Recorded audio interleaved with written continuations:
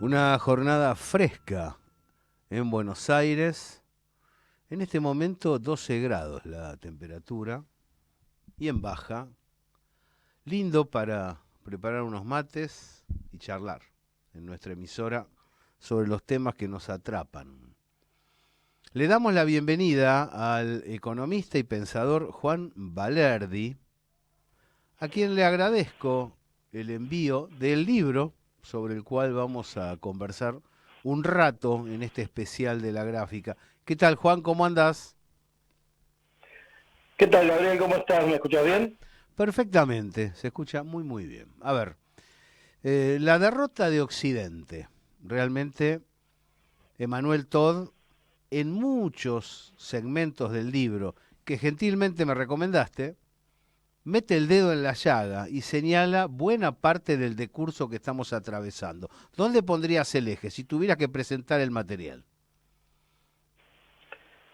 Mira, hoy estuve repasando una entrevista posterior a la publicación del libro que le hicieron a todos unos españoles Ujú. y me parece que algo central, que incluso yo creo que tiene una pequeña omisión de Manuel Todd, con respeto, digamos, es el tema de la religión y del sentido que mueve a los pueblos. Bien. Cuando él habla en su libro bastante profundamente de la decadencia de Occidente y de la derrota que va a sufrir como consecuencia de la puesta en escena de Ucrania, pero no por el hecho puntual de Ucrania, habla mucho de cómo la religión protestante se convirtió en una religión zombie, que era como cumplir, pero no realmente no estar llevado por la religión, después de mucho tiempo en el cual le sirvió como una religión activa para desarrollarse a Occidente y en especial a Estados Unidos, y después llega una religión cero, que es donde se pierde cualquier tipo de sentido, de la mano de la modernidad que puso al hombre y a la ciencia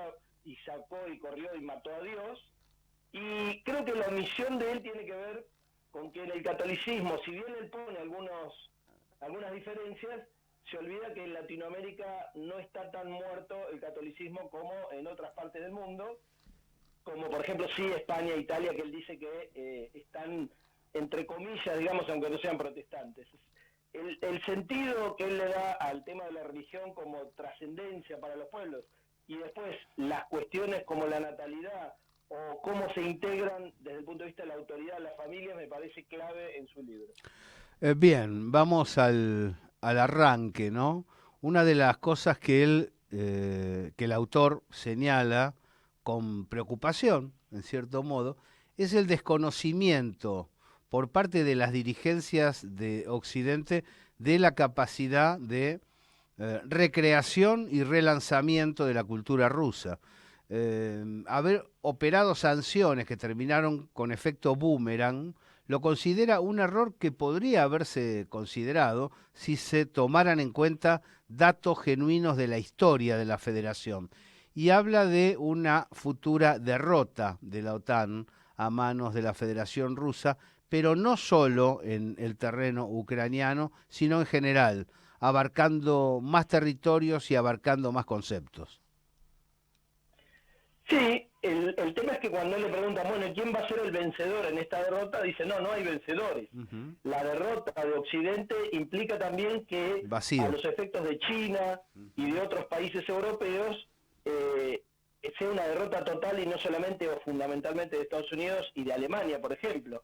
Entonces, lo que vos marcás claramente, por ejemplo, haberlos excluido del SWIFT, que es el sistema de intercambio de dólares para las compras y ventas, Sí. lo fortaleció el rublo y fortaleció el comercio de Rusia, que estando acorralada, cerró fila con Rusia, con India y con Medio Oriente. Entonces, claramente le vino como anillo al dedo para fortalecerse a Rusia. Él lo menciona esto, pero lo paradójico es que a Ucrania, que prácticamente él la consideraba desde mucho tiempo antes, en especial 2014, un Estado fallido, la guerra le dio un sentido a su existencia y Ujú. lo fortaleció a pesar de que los está desangrando. Pero ese sentido y la fuga de muchos de los intelectuales o de las clases dirigentes rusas que había en Ucrania y se fugaron, le hizo ser un poco más antirruso de lo que era antes cuando esas clases estaban ahí, ¿no? Entre otros aspectos relacionados, marca la existencia de un PBI artificial en los Estados Unidos y de una decadencia indetenible de la elaboración industrial en el país del norte. ¿Qué sucede ahí? Y también toca como colateral dentro de ese mismo marco el tema de la formación, la ausencia de formación en los Estados Unidos, formación vinculada con la realización y la producción.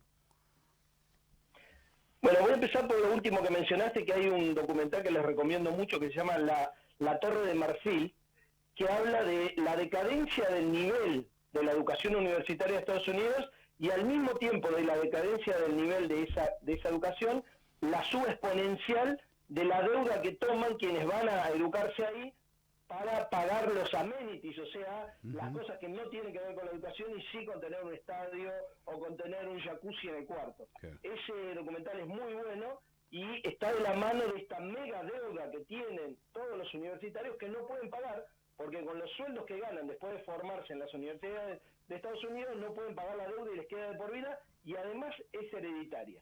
Grave problema de esa deuda. Pero paralelamente, lo del PBI lo hemos charlado con vos varias veces. La medición del PBI como una función que te define de alguna manera el bienestar o el éxito de una sociedad siempre fue discutida, pero los economistas la han impuesto a capa y espada, y el poder económico también. En nuestro país y en todos los países del mundo, el PBI per cápita no es algo que te diga cómo le va a la población. De hecho, la Argentina podría tener ahora una suba del PBI per cápita por exportar gas y petróleo de vaca muerta licuado en los barcos, y que no quede ni $1 en la Argentina, ni eso repercuta en los empleos de los argentinos. Entonces tenés una suba absolutamente artificial. Pero además, en Estados Unidos tenés una serie de sectores que tienen que ver con los servicios, por ejemplo financieros, de los cuales vivió por décadas Inglaterra, que no generan valor y que mucho menos derraman valor en la población. Al contrario, en general derraman problemas y necesidad de subsidio del Estado, como pasó en el 2008. Así que en parte se define esa financiarización de la cual vos hablás periódicamente en el programa, es parte de ese PBI trucho, ¿no? Ahí es donde se observa que no hay un diseño estatal que esté relacionado con el crecimiento económico real, sino que hay una especie de apropiación de las corporaciones financieras del Estado central. El Estado norteamericano, los estados europeos están trabajando, pienso, en beneficio de las corporaciones financieras, no en beneficio de sus poblaciones, lo cual genera falta de consenso. Esto lo marca Todd con mucha intensidad. Dice, el otro tema es la democracia. ¿Dónde está la democracia en Occidente? Si en realidad no hay intereses comunes entre dirigencias y pueblos.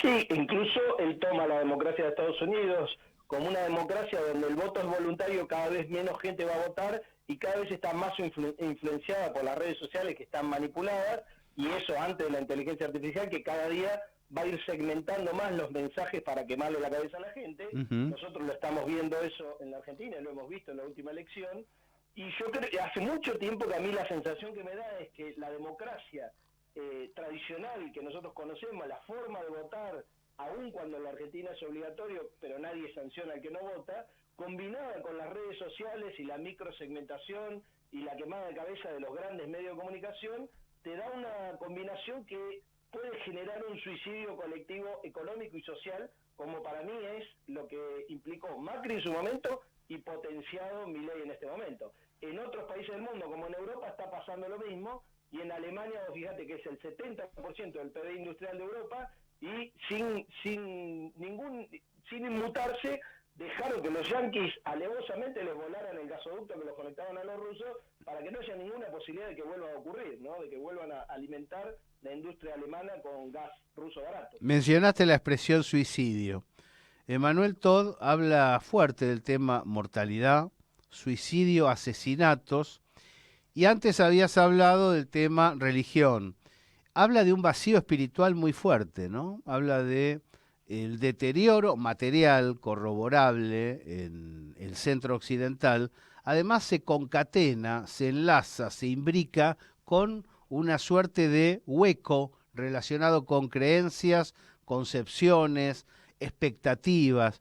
Esto incrementó en los Estados Unidos en el último tramo la tasa de suicidios y la de asesinatos, cosa que además se ve a través de la tele públicamente, porque todas las semanas hay una secuencia nueva en esa dirección. Y también una, podríamos así decir, despolitización de la religión norteamericana. ¿Cómo ves ese panorama que plantea con crudeza Todd?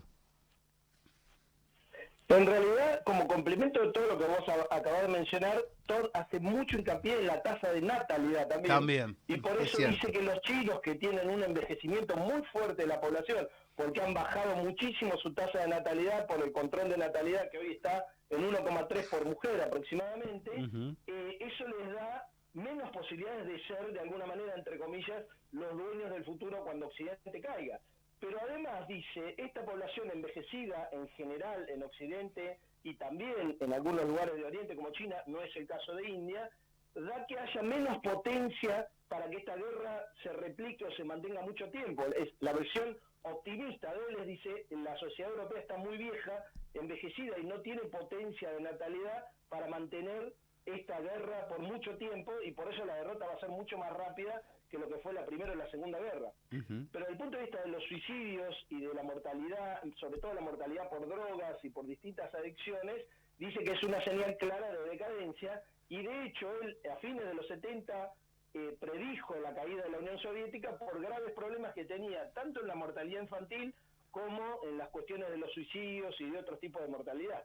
Él dice, al hacer la comparación del traspaso de Unión Soviética, intermezzo de Yeltsin, posteriormente Putin, él señala que la Unión Soviética tiene, por supuesto, una parte de la matriz que se observa en este presente, pero que no es directamente comparable. Y acuña una frase, Putin no es Stalin, ¿no? Marca una diferenciación bastante nítida entre el tipo de gobierno establecido, siempre acusado de autócrata, por Vladimir Putin en el presente, con la gestión previa, la gestión característica del segundo tramo de la revolución. Sí, además, así como a Ucrania le da un sentido de existencia la guerra, que antes no tenía, lo que él dice es que esta guerra y el acorralamiento al que ha llevado la OTAN a Putin y a los rusos, le ha dado de alguna manera una fortaleza interna a Putin muy fuerte, muy trascendente, digamos, desde el punto de vista de que los rusos no son tan inconscientes como para decir, no, bueno, que Ucrania tenga misiles apuntándonos ahí a la vuelta, no pasa nada. O sea, eso es una obviedad y una alevosía, y que los países bálticos ahora también estén entrando a la OTAN, le da la pauta a muchos de los rusos de que lo están rodeando y que no puede ser con buenas intenciones. Además de haber roto pactos que decían lo contrario, ¿no es cierto? Ujú. Pero yo creo que está muy claro que todo lo que dice es que le han hecho un gran favor a Putin y que no necesariamente eso se refleja en que el camino está allanado para China en el futuro. Sí que está claro que Estados Unidos va a hacer el daño que pueda antes de caer en decadencia, como en su momento cayó Inglaterra sin hacer mucho daño, pero Estados Unidos claramente tiene otra perspectiva de lo que es dar manotazo de ahogado, ¿no? ¿Y vos qué pensás, Juan? El deterioro de Occidente es palpable, se percibe, pero ¿es indetenible o crees que todavía la batalla se está desplegando, que todavía faltan contiendas importantes y que puede llegar a renacer lo que sería el bloque anglosajón con eje en Estados Unidos y en Europa, con aliados en zonas asiáticas? ¿Eso puede llegar a suceder o pensás que efectivamente la derrota está en cierto modo predestinada? Yo creo que el que tiene más posibilidades de ser derrotado y de alguna manera no aparecer más es la globalización. Veo más probable, como inexorable, una fragmentación del mundo Ujú. y con el mundo multipolar tener distintas zonas de influencia. Claramente Latinoamérica va a tener que esforzarse mucho por sacarse la bota de Estados Unidos de encima respecto del control cotidiano de la política, de las finanzas, del litio, de la energía o del río Paraná para el caso argentino, pero también para el caso boliviano, como hemos visto, y también para el caso brasilero, que en su momento hicieron todo lo que tenían que hacer para destruir a una potencia en ascenso como era Brasil, y ya vemos que han retrocedido en muchas cosas. Si bien tienen una posición muy distinta desde el punto de vista de lo mal que está la Argentina, Brasil, como vimos por ejemplo últimamente con las cuestiones de Venezuela, está comportándose mucho más parecido a alguien que no quiere sacar los pies del plato de Estados Unidos y su zona de influencia. Así que veo una fragmentación, Europa la veo, el jamón del sándwich muy jodido, Alemania también, porque Sí. son además los que tienen más para perder, y veremos qué es lo que pasa en la guerra si gana Trump y efectivamente la desarma, que eso puede impactar en los precios de la energía, de los commodities y demás, y no necesariamente siempre para bien en el caso de la balanza argentina, no de los argentinos. Ujú. Porque que suban los cereales no quiere decir que a los argentinos les vaya bien. Quiere decir que por ahí y con suerte traen algunos dólares para acá, ¿no? Cuando Todd habla de la decadencia, enfatiza el corrimiento del eje franco-alemán con tutela anglosajona en beneficio de Polonia, Kiev, ¿no? ¿Pensás que es así? ¿Pensás que se ha deteriorado también la presencia geopolítica europea en el planeta?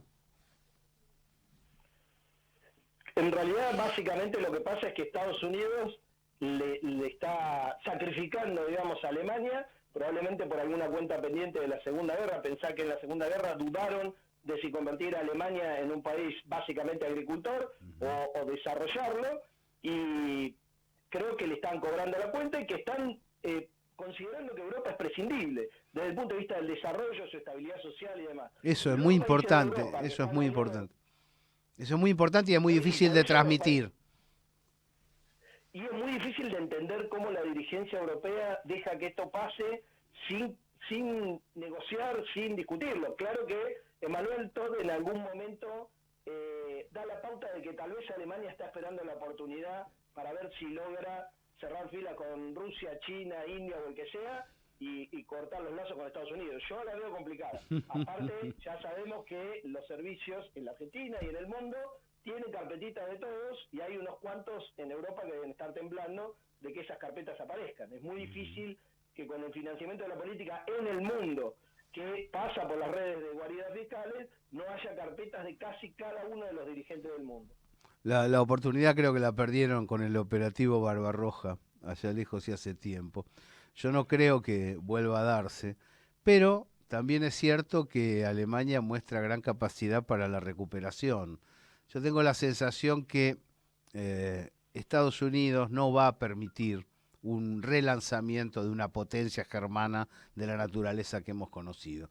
Y ahí me parece también que tiene otro problema más Europa, porque en realidad el motor económico que dinamizaba la producción industrial de Alemania puso en jaque el modelo rentístico hegemónico en el centro, y lo puso en jaque a través de acuerdos que le parecieron muy mal a Occidente, ¿no? Con los sindicatos, con las pymes, con leyes desmonopolizadoras para garantizar la producción industrial. Es decir, como si Adenauer estuviera regenteando el proceso que culminó con Angela Merkel. Creo que eso es lo que no quieren permitir. Un tema que vos has hablado mucho ahí en la radio y que lo hemos charlado incluso vos y yo, es que al modelo al cual, por lo que acabas de decir, le conviene estar integrado a Alemania, que es el modelo productivo que necesita gente trabajando que con su salario compre cosas Ujú. y no timba financiera en el aire, ese modelo alemán básicamente lo unía inexorablemente a Rusia, a China, a India, a Brasil, a los países que ya adoptaron ese modelo y a los que no les sobra la gente. En cambio, Inglaterra, los hermanos anglosajones, Inglaterra, Estados Unidos, necesitan la timba financiera y esa les sobra a la gente. Incluso puede ser que hasta le moleste a la gente. Entonces, eso tiene más sentido que Estados Unidos le pise la cabeza a Alemania, no solamente por cuestiones de competencia industrial, ya que Estados Unidos perdió su potencia industrial cuando su globalización impuesta llevó todo a China en gran parte, sino que además eso, como muestra de posibilidad de camino para el resto del mundo, era una mala señal, era algo que había que pisar. Yo creo que lo mismo hicieron en parte en Brasil, Es no con así. tanta violencia como en Alemania, y les gustaría hacer lo mismo con China. O sea, la industria de Estados Unidos tal vez tarde mucho tiempo en recuperarse, si es que se recupera, pero por eso lo que quieren hacer es pisar la industria de los otros países, destruirla, minarla, y de esa manera resurgir ellos, ¿no? De acuerdo. Es que los desarrollos de modelo dependen de lo material, pero también de lo conceptual, ¿no? Vamos a ir cerrando con lo que abriste. ¿Pensás que el catolicismo en América Latina y el islamismo en Asia Occidental, entre otras regiones, tienen un rol que cumplir, en cierto modo de relevo de lo que fuera la hegemonía del protestantismo en otra dimensión? ¿Pensás que eso le brinda a los pueblos un sentido de unidad para poder avanzar y la posibilidad de imaginar destinos trascendentes? Sin duda, el trabajo que está haciendo el Papa para reflotar de alguna manera un catolicismo que esté más cerca de la gente y más lejos de los púlpitos, uno que realmente entienda qué le está pasando a la gente y ponga los pies sobre el territorio, cosa que me enseñó mucho la persona que me recomendó a mí este libro de Manuel Todd, que es el amigo y compañero Jorge Armas. Sin duda Francisco está haciendo un esfuerzo muy grande para que el catolicismo, y especialmente Sudamérica o Latinoamérica, incluyendo México en particular, tengan un rol en la supervivencia de un para qué que no sea para consumir. Porque el para qué del para consumir está claro que nos lleva al suicidio masivo, al suicidio ambiental, no necesariamente por el tema de la contaminación en sí misma, sino al suicidio ambiental porque el despilfarro de energía que generan los países con el desarrollo que mide el PBI, como cuanto más PBI, más feliz la gente, claro, es absolutamente suicida. Juan Valerdi, te agradezco muchísimo. ¿Te quedó algo en el tintero sobre este material que acaba de aparecer? ¿Algo que quieras comentar y no hayas comentado a lo largo de esta charla? Algo que me resonó muchísimo de lo que presenta Todd, especialmente en la conferencia, en la charla esta que tuvo, es que él dice que cuando se llega a determinados puntos de sin sentido o religión cero, lo que surge es un resentimiento que lleva al intento de destrucción de todo lo posible. No sé por qué, pero me sonó mucho al presidente que nos hemos sabido ganar en la Argentina. Gracias, Juan. Abrazo grande, Gabriel. Hasta la próxima.